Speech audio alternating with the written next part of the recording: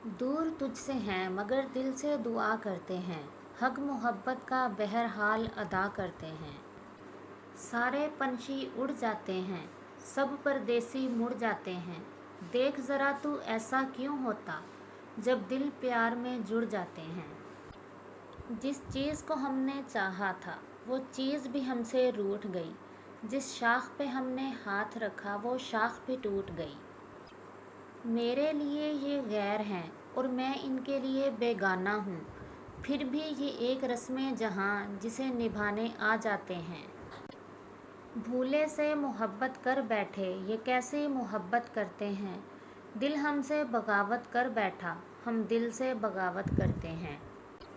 अस्सलाम वालेकुम, मेरा चैनल परनिया वॉइस में आप सबको खुश आमदीद। सिस्टर, आपसे उम्मीद की जाती है वीडियो को लाइक करें और चैनल को भी सब्सक्राइब कर दें।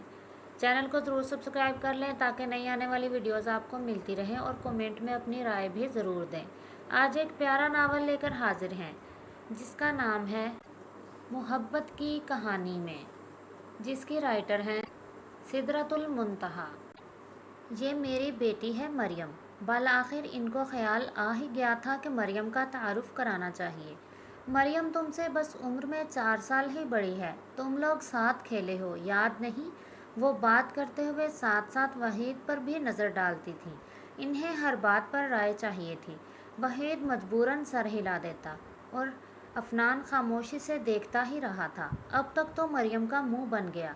ये बताना ज़रूरी था, 4 साल बड़ी है, हद है। वो चावलों की ट्रे मेज़ पर रखते हुए बुड़बुड़ाई। वैसे मुझे याद नहीं कि मैं कभी अपने से छोटे किसी बच्चे के साथ खेली हूँ। इसने ये बताना ज़रूरी समझा। जीनत बेगम ने इसे घूरा और वो सालन लेने किचन की तरफ चली गई। अफनान की मुस्कुराहट मध्यम मगर हमायती थी। याद वैसे मुझे भी नहीं। वहीद भी मुस्कुराया।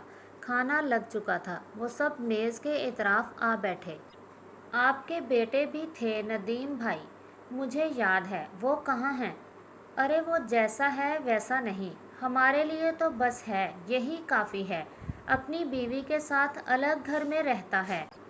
बच्चा वच्चा कोई नहीं अभी, बस अकेले 2 मियाँ बीवी हैं, खुश हैं, बस खुश ही रहें। माँ को और क्या चाहिए भला। वहीद ने फिर से मुरव्वत में सर हिलाया। इनकी खुशी की बात ही नाखुशी का तासुर थी। मरियम भी आकर बैठी थी, इन दोनों की तरफ देखे बगैर खाना खा रही थी। तो आप अकेली रहती हैं इस घर में? घर तो खासा बड़ा लग रहा था। इसने नज़र डाली। सीढ़ियाँ ऊपर का पोर्शन दिखा रही थीं। सीढ़ियों के साथ रेलिंग थी जो ऊपर के कमरे के दरवाजे के ऐन सामने जाकर ख़त्म होती थी। कहाँ, ये मरियम 10 आदमियों के बराबर सर खाती है मेरा, और किसी की ज़रूरत भी नहीं। वो आते होंगे नदीम भाई? हाँ, आता है कभी कभार, बस हाज़िरी लगवाने या फिर जब खुद लाचार होता है, पैसों की ज़रूरत लाती है इसे यहाँ। मरियम को कोई परवाह नहीं थी कि माँ भाई के बारे में क्या कह रही हैं। ऐसा तो नहीं पैदा किया था मैंने, जैसा ये कमबख्त हो गया है। इनका लहजा सख्त शिकायती था। लफ्ज़ कमबख्त मुंह में चबाकर मरियम ने नफ़ी में सर झटका था। वहीद और अफनान दोनों ने नज़र मिलने पर कोई तासुर ना दिया। कमबख्त मैं तो यूं ही कह रही हूँ इसे। मेरी दुआ ने तो आसमान पर पहुँचा दिया था। वो तो इसके खुद के लक्षण ऐसे थे कि कारोबार में धोखा खा आया। अब बंदा कोई नया धंधा शुरू करता है तो 100 बार सोचता है। मियाँ मजीद पर कोई इतना भरोसा करने की क्या ज़रूरत थी। नगोड़ा मारा, सारा पैसा लेकर ही भाग गया। कमबख्त तो वही था असल में वो कमबख्त नहीं था, तभी पैसा ले उड़ने में कामयाब हुआ। मगर रही बात कहानी की, तो ये दास्तान अफसोस काफ़ी लंबी है। रहने दें, मेहमान बेचारे थके होंगे। वो सांस लेने को रुकी तो मरियम ने फ़ायदा उठाया और वहीद ने शुक्र का सांस लिया। अफनान ने मुस्कुराहट गलास होंठों से लगाकर छुपाने की कोशिश की थी और मरियम का होंठ दबाकर मुस्कुराना फितरी था। वो अभी और राम लीला शुरू करती मगर फ़ोन की घंटी ने तवज्जो खींच ली और वो खाना वहीं छोड़कर दुकानदार से हिसाब किताब की बहसबाजी में लग गई थी। मरियम ने इनका बचा हुआ खाना अलग बर्तन में ढाँप कर रखने के बाद مسافروں کو اوپر کے پورشن میں اپنا کمرہ دکھایا اور خود کچن میں برتن دھونے چلی گئی۔ افنان کو یہ کچھ نامناسب لگ رہا تھا کہ وہ ایک جوان لڑکی کے ہوتے کسی مرد کے بغیر اس گھر میں لمبا قیام کرے۔ اس نے سوچا کہ کچھ دن بعد یہاں شناسائی ہو تو کوئی اور جگہ دیکھ لے گا۔ وحید تو صبح سویرے ہی اسے چڑھا کر نکل گیا کہ قسمت نے آپ کو نوکری کے ساتھ ایک اور ٹاسک دیا ہے۔ یہ بات آنکھ مار کر کہتے ہوئے اس نے تو جانے کیا مستقل بینی کی تھی، مگر کوئی ایک گھنٹی افنان کے اندر اوسان میں بھی بجی تھی جو کہ غیر متوقع تھی۔ زندگی میں کتنا کچھ تھا جو غیر متوقع تھا، اور توقع کا تختہ الٹتے کتنی دیر لگتی ہے، یہ اسے تب پتہ لگا جب اس نے پہلی بار اس روح ہلا دینے والے سانحے کو خود پر جھیلا تھا، اور پہلی بار اسے زندگی خاک کا ڈھیر لگی تھی جس میں سے اس کے ہاتھ اب تک فقط مٹی کے طوفان کے گرد ہی لگی تھی جو ہاتھوں میں میل اور دھول چھوڑ جاتی تھی۔ خوش نصیبی کا اصل مطلب ہوتا ہے وہ سب مل جانا جس کی آپ نے چاہت کی ہوئی ہو، جو سوچا جائے اور قسمت وہ آپ کی ہتھیلی پر رکھ دے۔ تو تم نے جو چاہا نورالعین، وہ تمہیں مل گیا، وہ آئیڈیل جس کے لیے دنیا خواب دیکھتی ہے، جس کے لیے انسان سوچتا ہے، جس کی حسرت کی جاتی ہے، جسے حاصل کر کے آپ خود کو ممتاز سمجھنے لگ جاتے ہیں۔ تو تم وہی ہو جس کے میں نے خواب دیکھے تھے، جسے میں نے سوچا ہوا تھا، جس کی میں نے تمنا کی تھی، جس کے لیے میں نے کئی لوگوں کے دل توڑے تھے۔ تو تمہارا دل رکھنے کے لیے مجھے باقی سارے دل توڑنے پڑے، اور میں نے توڑ دیے اور تمہارا دل جوڑ دیا۔ وہ اس تصویری فریم کے سامنے آ کھڑی ہوئی جس میں وہ اپنے شریک سفر کے ساتھ کھڑی تھی۔ شریک سفر کے خیال پر ہی اس کے ہونٹوں پر ایک بے بس استہزائیہ سی مسکراہٹ آ گئی۔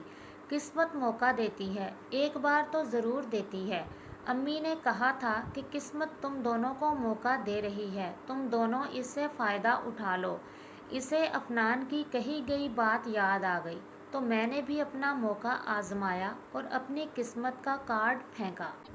اور یہ سب میں نے اپنی دل کی خوشی کے لیے کیا۔ تم ٹھیک کہتے تھے افنان، زندگی میں اگر کسی اور کی خوشی ہم سے مشروط نہ ہو تو ہم کبھی خوشی کے حصول کی تگ و دو نہ کریں، کبھی کسی اور کے لیے نہ سوچیں، کبھی کسی اور کے نہ بنیں، اور کبھی کسی اور کے لیے جینے کی تمنا نہ کریں۔